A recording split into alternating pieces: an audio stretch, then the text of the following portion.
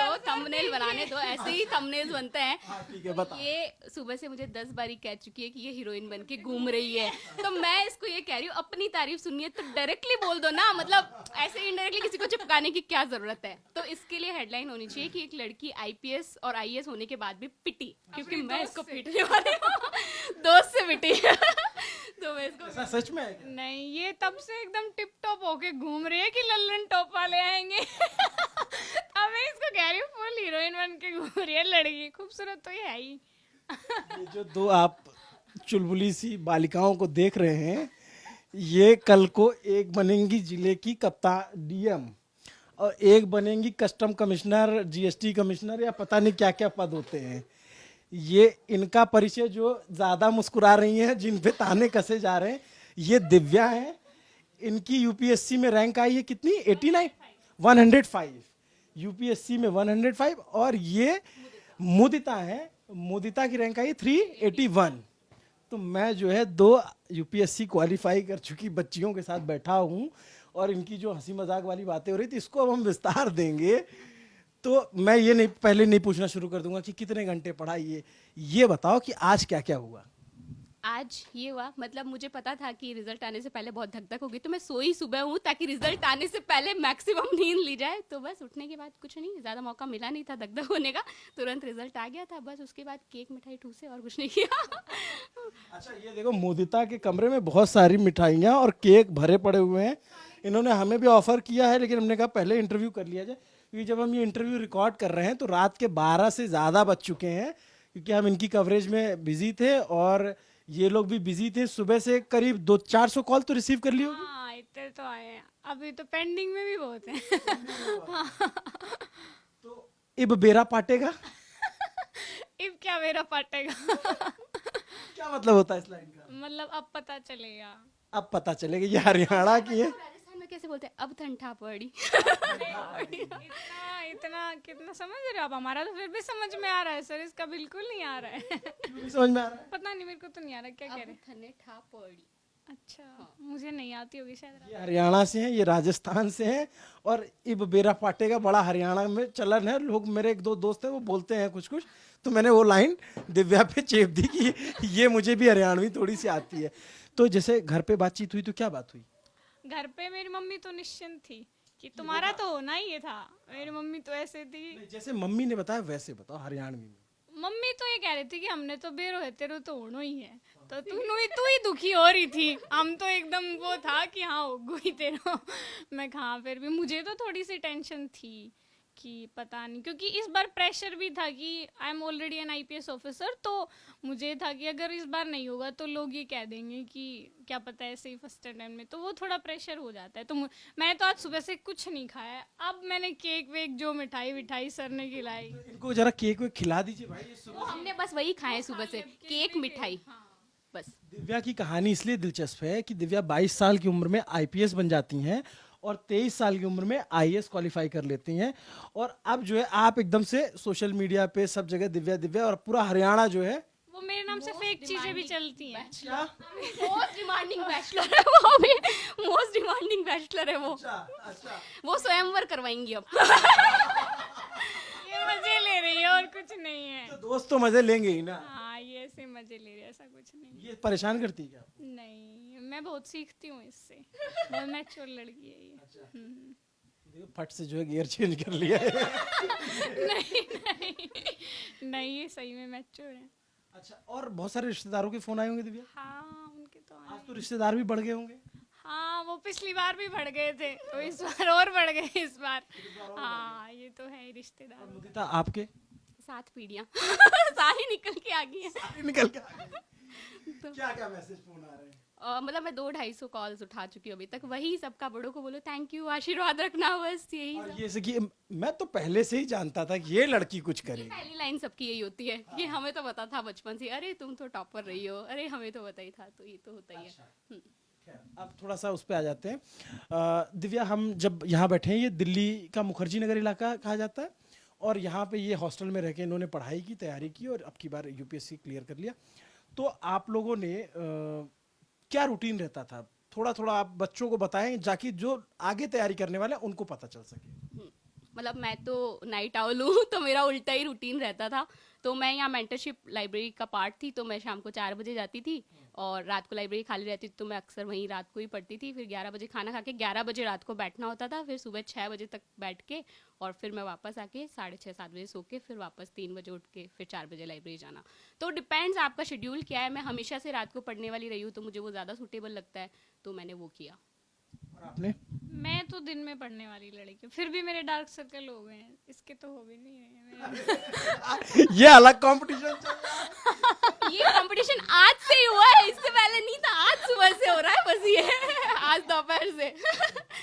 नहीं, मैं तो दिन में पढ़ती, सुबह जल्दी उठना, रात को जल्दी सोना, तो मैं दिन में ही पढ़ती थी। जैसे सुबह लाइब्रेरी 8 के करीब चली जाती थी जब मैं मेंस की तैयारी कर रही थी, और उसके बाद मैं दिन में ही पढ़ती थी, रात को मतलब मैक्सिमम 11 बजे बस, उसके बाद नहीं 11 बजे तक पढ़ती थी।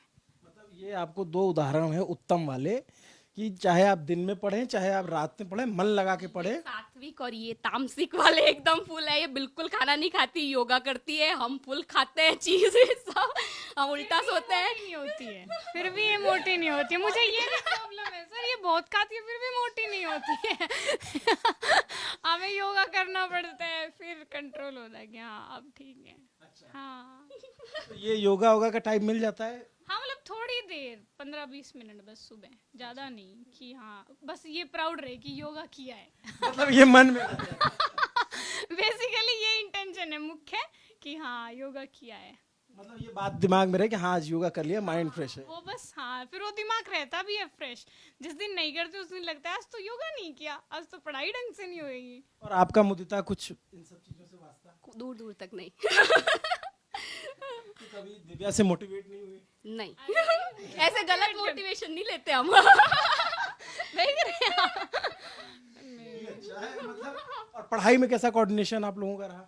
हम अभी मिले हैं, मतलब कि हम इंटरव्यू इस के बार। दौरान हमने बात करना शुरू की थी, बस उससे और पक्के दोस्तों के इतने कम टाइम में पता था? हाँ हो गए अब तो। तो ये जब हॉस्टल में आप रहते हैं और भी बहुत सारी लड़कियां रहती होंगी यहाँ पे? हाँ काफी, यहाँ पे 50+ गर्ल्स रहती हैं इस हॉस्टल में। कितने लोगों का सिलेक्शन हुआ आपके हॉस्टल से? हम 2 ही ने इंटरव्यू दिया था और दोनों का हो गया है। हाँ मतलब हॉस्टल ने 2 लोग इंटरव्यू में पहुंचे, वो 100% रिजल्ट आ गया। हाँ। तो आपके क्या सब्जेक्ट थे ऑप्शनल? मेरा हिंदी लिटरेचर ना। और आपका? हिंदी लिटरेचर। अच्छा, दोनों ने हिंदी। अच्छा, आपकी बार मैंने सुना है कि हिंदी में सबसे ज्यादा अच्छा रिजल्ट रहा है हिंदी लिटरेचर सब्जेक्ट। वो शायद हर बार ही हिंदी मीडियम वालों का तो हिंदी लिटरेचर में ही रहता है। इस बार भी वैसा ही है, लगभग 30 सिलेक्शन है हिंदी लिटरेचर से। तो दिव्या आपकी स्कूलिंग कहाँ से हुई? मैं नवोदय से पढ़ी हूँ, मतलब नवोदय में मेरा सिलेक्शन हो गया था 6th क्लास में, तो मेरी 12th तक मैं वहीं से पढ़ी हूँ। और उसके बाद ग्रेजुएशन मैंने वहीं अपने डिस्ट्रिक्ट के कॉलेज से की है, और ग्रेजुएशन के बाद मैंने अपनी प्रिपरेशन शुरू कर दी थी। तो बस मैंने ग्रेजुएशन ही की है, पोस्ट ग्रेजुएशन के लिए अभी मैंने फॉर्म डाला है। अब क्या जरूरत है? पॉलिटिकल वो उसमें करते हैं ना, क्या पब्लिक एडमिनिस्ट्रेशन में करते हैं एमए, अब तो वो होएगी इनकी लवासना में। हाँ वो तो हो जाएगी, लेकिन फिर भी मतलब कि पढ़ने का तो मौका मिले तो ठीक ही है। हाँ, इसलिए पोस्ट ग्रेजुएशन भी। हाँ, मुझे भी अपने नाम के आगे डॉक्टर लगवाना है। डॉक्टर लगवाना है? ये कंपटीशन कर रही है मेरे से। शी इज डॉक्टर मुदिता शर्मा। अच्छा। या मतलब ये एमबीबीएस किया है इसने, अच्छा। तो इसलिए इसके डॉक्टर मुदिता शर्मा लगता है। फिलॉसफी करना चाहती है और हम एमबीबीएस वाले हैं। नाम क्या तो डॉक्टर लग ही जाएगा। हाँ, मुझे बस वो चाहिए, डॉक्टर दिव्या तंवर। ये इस पे राष्ट्रव्यापी बहस होनी चाहिए कि कौन से डॉक्टर के आगे क्या लगना चाहिए। उस वाले डॉक्टर के छोटा डॉट लगेगा और उस वाले डॉक्टर के आगे बड़ा डॉट। नहीं तो कम से कम ब्रैकेट में पीएचडी एमडी डीएम तो लिखा ही जाना चाहिए, है ना। वो वाले डॉक्टर ज्यादा मेहनत करते हैं, आप वाले बहुत ज्यादा भाई, बहुत ज्यादा।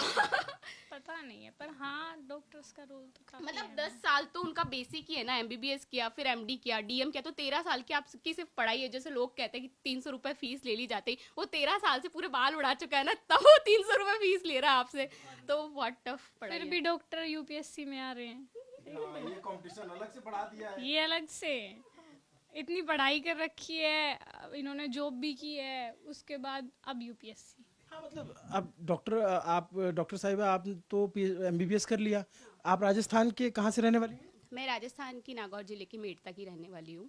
तो मेरी स्कूलिंग जो है 8th क्लास तक वहीं के आदर्श विद्या मंदिर स्कूल में रही है, इसलिए मेरी स्कूल का भी बहुत कंट्रीब्यूशन है मेरी हिंदी बेटर होने में। और फिर वहाँ के गवर्नमेंट स्कूल से मैंने 9th 10th 11th 12th किया, और 10th में मेरी मेरिट भी थी, स्टेट टॉपर थी मैं, तो मेरे को जापान गवर्नमेंट का एक स्कॉलरशिप भी मिला था। तो उसके बाद बस फिर चीज़ें फिर धीरे धीरे, वहाँ जब हम जापान गए तो मुझे रियलाइज़ हुआ कि क्या डिफरेंसेस हैं दो कंट्रीज़ में। तो बैक ऑफ द माइंड कहीं ना कहीं था कि कुछ बेटरमेंट के लिए करना है। फिर उसके बाद आपने एमबीबीएस कहाँ से किया? एमबीबीएस मैंने किया जोधपुर के ही डॉक्टर एसएन मेडिकल कॉलेज, वहाँ पे गवर्नमेंट मेडिकल कॉलेज है, वहाँ से एमबीबीएस किया। फिर कोविड में क्योंकि सेकंड वेव में बहुत ज़्यादा रिक्वायरमेंट थी डॉक्टर्स की, तो फिर मैंने मेरी प्रिपरेशन को पॉज करके एक बारी जॉब की। फिर जब चीज़ें थोड़ी सेटल डाउन हुई तो फिर इस बार वाला, उसमें फील्ड में थी? हाँ, मैं पीपी किट वाला प्रॉपर जो होता है सब। डॉक्टर बन गई थी तो इनका कंपटीशन क्यों बढ़ाने आ गई, क्या वजह थी? हाँ, बात अभी और बढ़ाएंगी इस साल बच्चों का, कैसे? फिर से दे रही है ना ये अटेम्प्ट। हाँ, अभी आने वाले बच्चों का फिर से बढ़ाएंगी ये। ये थोड़ा सिस्टम समझाइए क्या है? मतलब इस बार इनको आईआरएस मिलेगा मे बी, तो अब ये फिर से प्रीलिम्स देंगी, इनको आईएएस बनना है ना, तो फिर से बच्चों का कंपटीशन बढ़ाएंगे ना मैम। आप कहो तो नहीं बढ़ाए। हाँ, She wants to become proper IAS officer. ये तो बन जाएंगी, हाँ हाँ, ये बनेंगी बनेंगी, हाँ बनेंगी बनेंगी, पक्का है। पक्का पक्का है इनका। आप इतनी पढ़ाई करेंगे फिर भी डार्क सर्कल्स नहीं आएंगे। देख लो। और योगा भी नहीं करूंगी तब भी मैं। तब भी और खाऊंगी भी अनहेल्दी। फिर डॉक्टर है ना, इनके पास सब चीज का इलाज है। सही कह रहे हो, बताती नहीं है लेकिन ये। अच्छा। हाँ, मैं पूछती भी हूँ कई बार, मुझे इतने डार्क सर्कल हो गए हैं देख लो, फिर भी नहीं बताती। इसके देखो बिल्कुल नहीं है।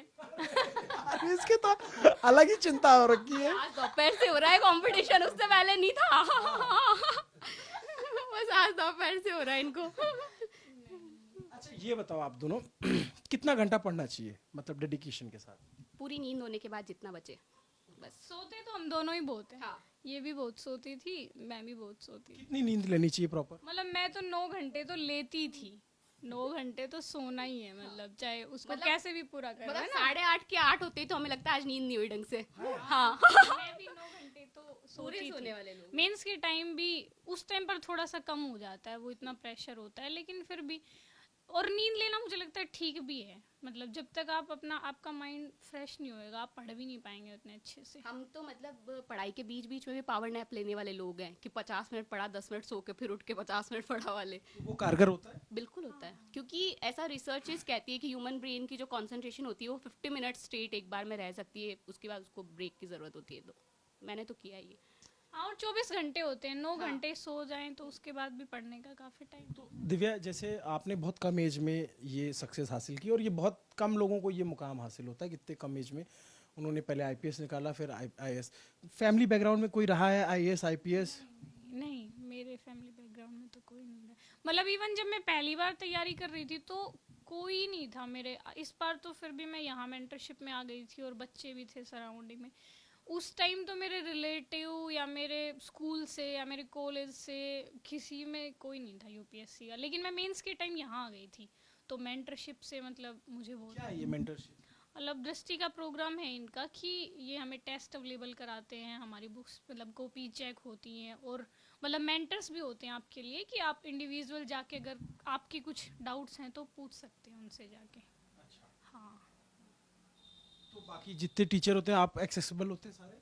मतलब मेंटर्स वहाँ पे होते हैं, क्योंकि उस टाइम आपको पढ़ाई नहीं करनी होती है, उस टाइम आपको सिर्फ डायरेक्शंस चाहिए होते हैं कि यहाँ पे आप थोड़ा सा इम्प्रूव करिए या ये वाला पोर्शन आपका, तो वो मेंटर्स आपकी कॉपीज देख के बता देते हैं कि मतलब हाँ। मेंटरशिप प्रोग्राम का सबसे बड़ा फायदा है कि कस्टमाइजेशन ऑफ योर प्रिपरेशन, क्योंकि your mentor knows about your strength and weaknesses, तो वो एक उस पर वर्क हो जाता है इंडिविजुअली। जब वो जानते हैं आपकी कॉपीज को देखते हैं, तो मुझे लगता है मेरे केस में भी, क्योंकि मैं बहुत ज़्यादा नहीं पढ़ पाई थी, ह्यूमैनिटीज़ बैकग्राउंड से नहीं थी, तो कम टाइम में चीज़ें कैसे मैनेज हुई, तो mentorship is a working thing. तो इसके क्या ज़्यादा पैसे लगते हैं? नहीं, इट्स फ्री ऑफ कॉस्ट। हाँ, अच्छा। या इट्स फ्री ऑफ कॉस्ट। अभी हम थोड़ी देर पहले गए हुए थे इसी मुखर्जी नगर के, आपको वो वीडियो भी लिंक पे मिल जाएगा। तो वहाँ 2 लड़के प्रिंस और गगन मिले, वो भी आईएएस के लिए क्वालिफाई किया है। तो उनके कमरे में हम थे, और ये मुदिता का कमरा है। तो आपको जो ये लड़का लड़की के कमरे की बात होती है, उसका फ़र्क आपको समझ में आता है कि लड़कियाँ ज़्यादा व्यवस्थित तरीके से रहती हैं। ऐसी बात यहाँ आकर के थोड़ा थोड़ा मुझे लगता है ऐसा। उससे भी अच्छी चीज कि वो उनका संघर्ष दूसरा है कि वो किराए पे कमरा लेके रहते हैं और ये इनको मेंटरशिप प्रोग्राम मिला हुआ है तो इसके थ्रू इनको अच्छा हॉस्टल। मेंटरशिप प्रोग्राम जो है वो एकेडमिक वाला पार्ट वाला प्रोग्राम है, वो रेजिडेंशियल नहीं है, बट दृष्टि का एक और जो स्कीम है अस्मिता वाला, उसमें रेजिडेंशियल वाला पार्ट इंक्लूडेड है। हाँ, that's two are different programs. ये तो खैर कोचिंग की बात होगी, सेल्फ स्टडी का क्या रोल होता है, कितना रोल होता है? मतलब सेल्फ स्टडी का रोल तो काफ़ी होता है, क्योंकि आपको अपनी चीज़ें पता होती हैं कि आपको कौन सा पोर्शन मतलब अच्छे से आता है, या आपकी स्ट्रेंथ कहाँ है, वीकनेस कहाँ है। तो मुझे लगता है देखो, पढ़ना तो आपको ही है, करना तो आपको ही है, कोई आपको बता सकता है लेकिन वो चीज़ें आप ही करेंगे। तो मुझे लगता है हाँ भाई, खुद के साथ ऑनेस्ट रहो। मुझे सबसे यही लगता है इस जर्नी में कि आप खुद के साथ ऑनेस्ट रहो। आपको पता है कि आप कितना पढ़ रहे हैं, कितना मन लगा के पढ़ रहे हैं, कितनी ईमानदारी से। तो अगर आप खुद के लिए ऑनेस्ट रहेंगे तो मुझे लगता है कि आपको वो मतलब पे ऑफ होगा आपको, आपकी मेहनत का। तो पढ़ाई के अलावा जैसे सोशल मीडिया हुआ या फिर मूवीज देखना हुआ, ये सब इस पढ़ाई में हो पाता है? प्रॉपर तरीके से मैं तो प्रॉपर एक्सट्रोवर्ट इंसान हूँ। सोशल मीडिया वाली एग्जाम से एक दिन पहले भी मीम पोस्ट करती हूँ मैं, मेरे को कोई लोड नहीं है। बढ़िया एकदम, मैं सारे सोशल मीडिया हैंडल्स पे एक्टिव रहती हूँ। और बस इट डिपेंड्स कि आप क्या कर रहे हो। अगर आप कंटिन्यूसली 1-2 घंटे चैट ही कर रहे हो तो वो आपके लिए हार्मफुल है, बट आप अगर लेस इंटरेक्टिव चीज़ें कर रहे हो और खुद को एक्सप्रेस करने के लिए उसको यूटिलाइज कर रहे हो तो social media helps a lot. तो मैंने तो उसको यूटिलाइज किया है। दिव्या, तो आपके बहुत सारे पेजेस बन गए हैं आपके नाम के। फेक हैं। सारे फेक हैं? हाँ, आपको पता है इन्होंने मुझे 10 दिन पहले एक एडवाइस दे दी थी कि अपने इंस्टाग्राम हैंडल पे कुछ अपलोड कर दो क्योंकि वो खाली है तो वो रियल लगेगा कम से कम। तो पिछले 10 दिनों में हमने 2 फेक पोस्ट। चलते हैं, सब जगह फेक चलता है। हाँ, आधे से ज्यादा कोई fake। सोशल मीडिया अकाउंट है आपका? हाँ, अभी तो इंस्टा पे है। मतलब मैं वैसे व्हाट्सएप यूज करती थी पहले भी, ट्विटर, फेसबुक, ये सब? नहीं अभी तो तो नहीं। आपके तो बहुत सारे हैंडल भी बने हुए हैं आपके नाम के। हाँ, वो अब क्या ही कर सकते हैं। तो ये देखिए, दिव्या जो है पूरा खंडन कर रही है कि ऐसा कुछ नहीं है इनके। एक इनका रियल इंस्टाग्राम अकाउंट है, वो आप अपनी हेडलाइन में चलाइएगा ताकि वहाँ इनके फॉलोअर्स बढ़े और बाकी पेजेस डिस्करेज हो। ठीक है, हाँ, तो ये इनकी डिमांड है बहुत ज्यादा। आप उस डिमांड को फुलफिल करो। उसके लिए हम अलग से बात कर लेंगे कि उसको कैसे आगे बढ़ाना है इनका। अब तो दिव्या कल को जो है जब IAS हो जाएंगी, किसी जिले में तैनाती हो जाएगी तो इनके फॉलोअर अपने आप बढ़ने लग जाएंगे। हाँ, फॉलोअर्स का कोई लोड नहीं है मुझे। हाँ। दिव्या, अच्छा फेक चीजें ना चलें। क्या क्या फेक हुआ आप? कुछ भी फेक हो जा रहा है। फोटोज में से मेरी बहुत कम फोटो होती है सोशल मीडिया, अभी आने लगी है। तो एडिट कर करके किसी की एडिट करके मेरा फेस चिपका, मेरे को तो वर्दी में भी DIG बना दिया सर मुझे। अभी से ही तो उससे थोड़ा लगता है कि एडिटिंग ना हो तो ठीक है। किसी को मेंटली फिर वो होता है ना फील कि आप किसी का डांस चला रहे हो, वो मेरे नाम से फेक चला रहे हैं, क्योंकि लोग देखते हैं, सर्च करते हैं। तो अब मेरे को सर्च करते हैं तो मेरे नाम से आप जो चीजें चला रहे हैं किसी और लड़की का, तो मुझे वो थोड़ा सा लगता है। मुझे लगता है ऐसा थोड़ा सा नहीं होना चाहिए, लेकिन क्या कर सकते हैं। बिल्कुल सही लगता है आपको? ये नेगेटिव इफेक्ट्स हैं। बिल्कुल सही लगता है। और जो लोग भी ये काम ना करें, डांस एडिट ना करें। मेरे को तो डांस आता भी नहीं है। मेरे को तो हमने तो अब भी डांस नहीं किया पार्टी में भी। हाँ, पार्टी हुई आप लोगों की? बस खाने पीने की हुई। ऐसा मतलब क्योंकि प्रीलिम्स आ रहा है तो लड़कियां यहाँ पे सब प्रीलिम्स वाली, तो हमने सोचा कि डिस्टर्ब ना करें। सबको मिठाई खिला दी? हाँ, मिठाई सबको खिलाई। गाइडेंस अब प्रॉपर रहेगा इनको? हाँ हाँ, प्रॉपर गाइडेंस रहेगा। एक जो बहुत ज़रूरी बात दिव्या ने कही है कि ये जो सोशल मीडिया पे आजकल फेक चीज़ों का चलन है कि कोई अगर किसी का नाम हो गया, दिव्या आज जहाँ भी हैं अपनी पूरी मेहनत से हैं, पूरी दमदारी से हैं, पूरी ईमानदारी से हैं, बहुत ही सामान्य बैकग्राउंड से आती हैं और उसके बाद ये मकाम हासिल करने के बाद ये आपको कतई इजाज़त नहीं देती कि आप इनकी फ़ोटोज़ को मॉफ करें, आप इनकी फ़ोटोज़ को एडिट करें या फिर वीडियो अपने लाइक्स एंड शेयर बढ़ाने के लिए करें। दिव्या की अपनी पर्सनल आइडेंटिटी है और अगर आप कुछ भी शेयर करते हैं या कुछ भी डालते हैं तो अगर आपको लिखना पढ़ना है तो दिव्या की ओरिजिनल फोटो के साथ लिखिए, दिव्या को शुभकामनाएं दीजिए। लेकिन इस तरीके की चीजें वो मुझे मेंटली भी कभी कभी बहुत फील होता है कि आप कुछ भी चला रहे हैं, कोई भी डांस चला, मतलब थोड़ा वल्गर भी जो होता है कि क्योंकि भाई आई एम एन ऑफिसर, तो वो डिग्निटी मुझे खुद को ही मेंटेन कर। लेकिन जो फेक चीजें चल रही हैं, ऑफिसर के अलावा भी आप एक लड़की हो, एक महिला हो और उसका व्यक्तिगत एक सम्मान होता है। पर्सन ही आप डिजर्व करती है। हाँ, तो मुझे लगता है कि सिर्फ इसलिए कि आप थोड़े से फेमस हैं, लोग आपको सर्च कर रहे हैं, तो मुझे ऐसा लगता है कि मेरे को मेरी पढ़ाई के लिए, मेरे सिलेक्शन के लिए, इन सब चीज़ों के लिए ज़्यादा जाना जाए, उसके लिए सर्च किया जाए। और मैं तो यूट्यूब का कोई मेरा चैनल नहीं, लेकिन मेरे नाम से इतना फेक सब कुछ, वो ठीक है कि आप अगर बच्चों को मतलब मेरी चीज़ें दिखा रहे हैं, मतलब मेरे स्ट्रेटजी के बारे में, वो ठीक है, लेकिन ऐसी चीज़ें ना करें जिससे मुझे प्रॉब्लम हो, कि मेरी फ़ोटो एडिट कर रहे हैं, किसी की भी फ़ोटो पे मेरी फ़ोटो डाल रहे हैं, तो बस इसीलिए। ये आजकल कुछ लोगों को जरा बड़ा बेफजूल का रोजगार मिला हुआ है कि कोई बच्चा सक्सेस हो जाए या कोई व्यक्ति सक्सेस हो जाए तो उसके नाम से फेक चीज़ें बनाना। और हमारी निजी राय भी है, हमारे संस्थान की भी राय यही है और समाज की भी राय यही है कि ऐसा नहीं होना चाहिए। इससे किसी भी बच्चे के मानसिक असर पड़ता है और उसके अगर इतना डेडिकेशन ना हो तो कई बार उसके रिजल्ट में भी उसका फ़र्क नज़र आ जाता है। तो दिव्या, अभी जैसे अब आपका सिलेक्शन हो गया, घर वाले खूब खुश होंगे, मम्मी से बात हो रही होगी और भी लोग तारीफ कर रहे होंगे। कभी ये सोचा था कि इतने कम एज में ये सक्सेस मिल जाएगी? नहीं, ऐसा तो नहीं सोचा था, लेकिन मेरा थोड़ा शुरुआत से क्लियर था कि मुझे यूपीएससी करना है, और मुझे लगा थोड़ा भगवान का साथ रहा, मतलब कि पहले अटेम्प्ट में भी मतलब आई गोट आईपीएस, और इस बार भी पर मैंने मेहनत की, मतलब मेरी मेहनत में वो है ना कि मैं बस अपने लिए ईमानदार थी, मुझे पता था कि हाँ पढ़ना है और मतलब मेहनत करें, तो मुझे लगा कि बस भगवान का साथ रहा तो शायद मिल गया वो जो चाहिए। भगवान के साथ साथ आपकी अपनी मेहनत भी है। और वैसे घर में आपके कौन कौन है जो आपको एकदम सपोर्ट करते हैं? मम्मी है मेरी सिस्टर है छोटी, और मेरा भाई है छोटा, मतलब मैं बड़ी हूँ हम। हाँ हाँ, बच्चों में बस।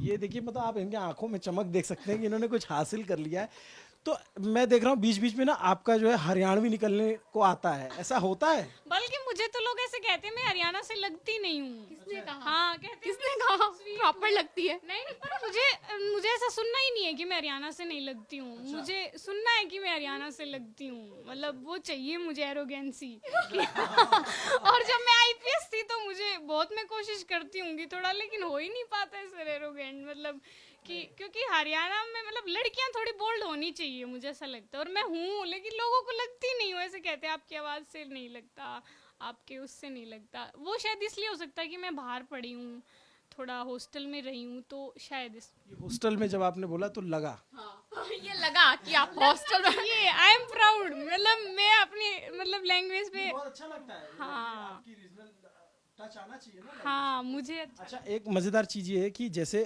हरियाणा पहले थोड़ा सा रूढ़िवादी स्टेट माना गया, या फिर और भी कई सारे स्टेट हैं, लेकिन उससे आप देखो कि लड़कियां कितना बेहतर कर रही हैं, चाहे ओलंपिक में हो, चाहे एथलीट हो, चाहे, और अब जो है दिव्या जैसी लड़कियां भी निकल रही हैं, तो फिर हरियाणा को तो पूरा प्राउड होगा ही, पूरे इंडिया को आप पे प्राउड है। इट्स माय ऑनर कि हाँ ऐसा है। बस ये आपकी दोस्त को थोड़ा सा दिक्कत है कि जो मुझे नहीं, इनको मुझसे समस्या है, मुझे नहीं समस्या है इनसे। तो मुदिता, आपकी फैमिली में कौन कौन है? मेरे ग्रैंडफादर अभी एक्सपायर हो गए, तो he has been my inspiration. और मेरी दादी जी हैं, और मेरे फादर हैं जो कि प्रिंसिपल है, मेरी मदर हाउसवाइफ हैं, but both my parents have sacrificed many things. मतलब वो पूरी रात जगने वाले लोग हैं कि बच्चा पढ़ रहा है तो हम पूरी रात ऑल्टरनेट जगेंगे, पहले मम्मी फिर पापा, रात को बनाना खिलाना वाला टाइप्स। तो हमारे घर का माहौल शुरू से पढ़ाई वाला ही रहा है। मतलब उन्होंने एक ट्रिप भी नहीं किया है आज तक इन एंटायर लाइफ, क्योंकि उन्होंने अपनी पूरी ज़िंदगी अपने बच्चों पे वो की है, और वो फ्रूटफुल भी हुआ है। हम 4 भाई बहन डॉक्टर हैं, एक इंजीनियर है, तो मेरे फादर का जो सपना है उसको हम पूरा करेंगे। एक आईआरएस हो गई है, 4 में से डॉक्टर में से माइनस हो जाएगा ना, अब आईआरएस वाले में आ जाएगा। और ये भी है कि मेरे पापा खुद सिविल सर्विसेज की प्रिपरेशन कर रहे थे, बट तब उनका लेक्चरर में हो गया तो वो उसको कंटिन्यू नहीं कर पाए, तो he has been more happy कि मेरी बेटी ने कर दिया है। और एक शिक्षक के लिए इससे ज़्यादा खुशी की अनुभूति क्या हो सकती है कि उसकी बेटी जो है और उसके बच्चे इतना अच्छा कर रहे हैं शिक्षा में। खैर, अब आप लोगों की ट्रेनिंग होगी, ट्रेनिंग के बाद आपका ग्राउंड पे काम करने का मौका मिलेगा।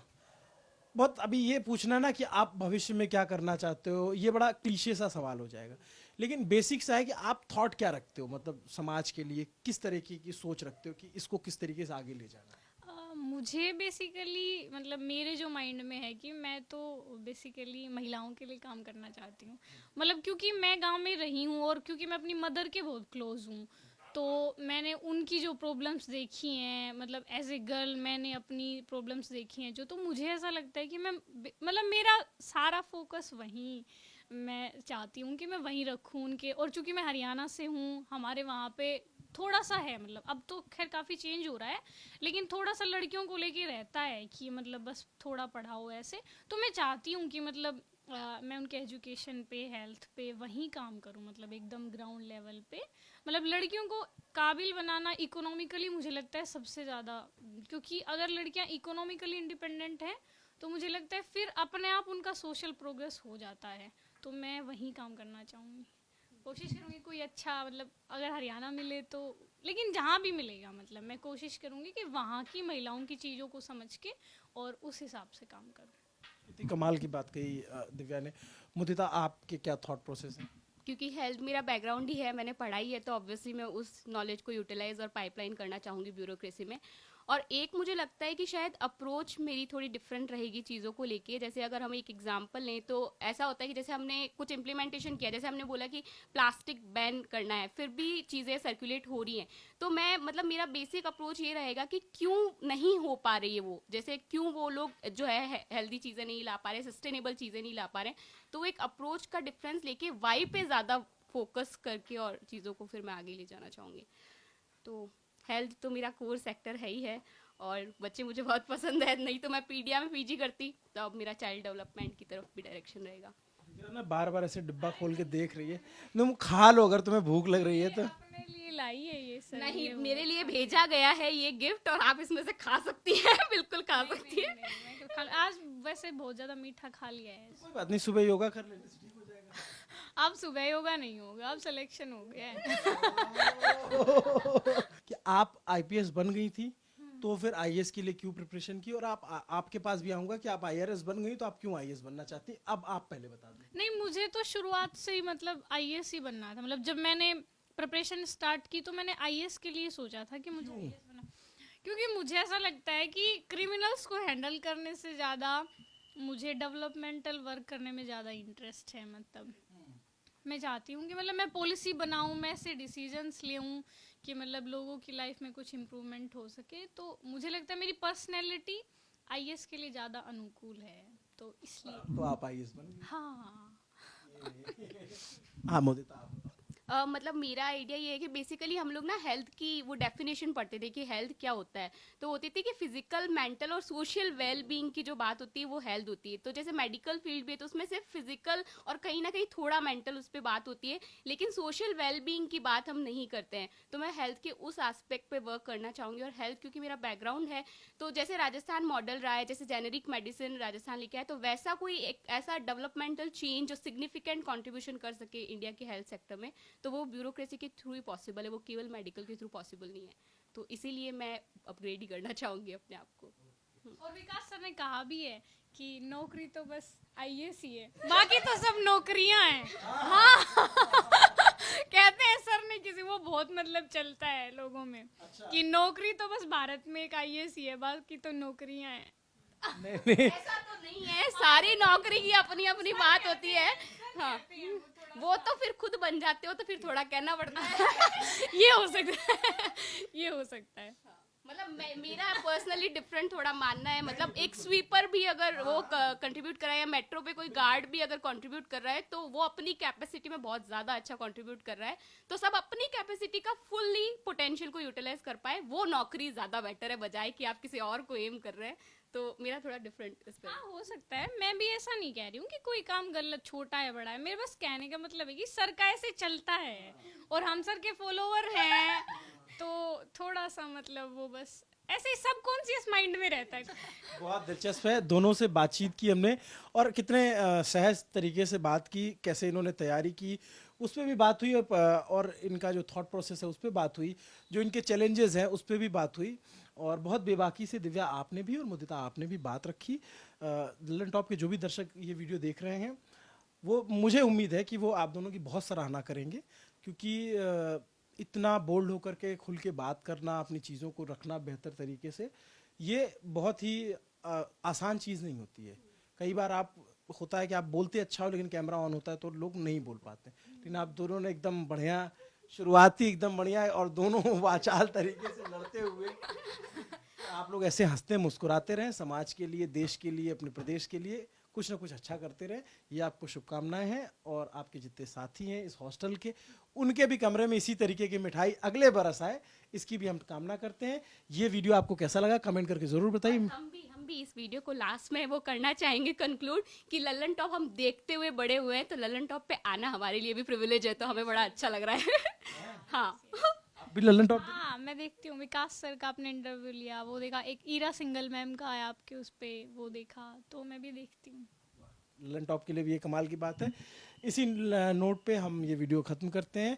आपको ये पूरी बातचीत कैसी लगी कमेंट करके ज़रूर बताइए। मेरा नाम है अभिनव पांडे, कैमरे के पीछे मेरे बहुत ही दमदार दोस्त पंकज हैं, पंकज सैनी, ये भी हरियाणा से ही हैं, दिव्या के। और हम इनको सर को भी थैंक यू बोलना चाहेंगे, इनको भी फ्रेम में लीजिए, हमारे मेंटर्स और हैं ये। सर आइए। आइए सर आइए। बिल्कुल ये कि सर ने बहुत ज़्यादा मेहनत की है हमारे ऊपर, तो ही डिजर्व्स दैट ओनर। इन दोनों का ही योगदान है, पढ़ाई का है। ये बहुत मेहनती हैं, अपने अपने बैकग्राउंड में इन्होंने जहाँ इन्होंने अपनी पढ़ाई की थी वहाँ खूब अच्छा परफॉर्म किया है।